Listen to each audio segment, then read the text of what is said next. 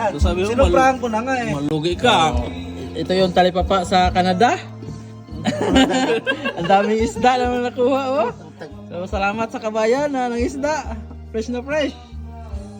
Lalaki. Grabe yun, $20 na. $20, ang dami. Ay, gising natin si Rimart. Kaya, gising natin si Rimart. Gising naman yun. Ayan, daming isda na nadali ng kabayan, oh. So, gabing-gabi na.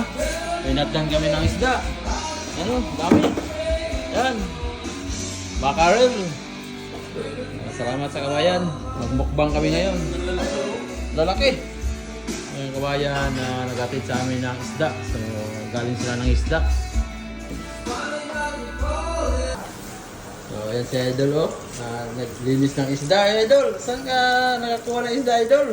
Malayo, Idol. Sa 10 hours ang biyahe. Ala! Grabe isda ang kabayan, oh. Dami. Lalaki, oh. Lalaki. Oh.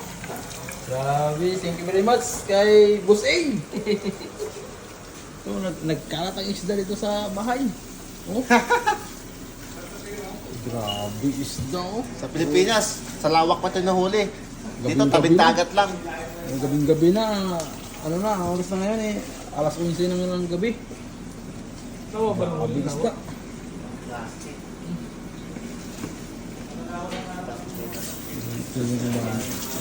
Raymart, dami kay Raymart, oh, grabe rin tayo, mabusin to Raymart, isang araw lang yan, grabe ka Raymart, oh, grabe ka fresh na fresh, oh, fresh na fresh, so, paano na ito na namin, yan, oh.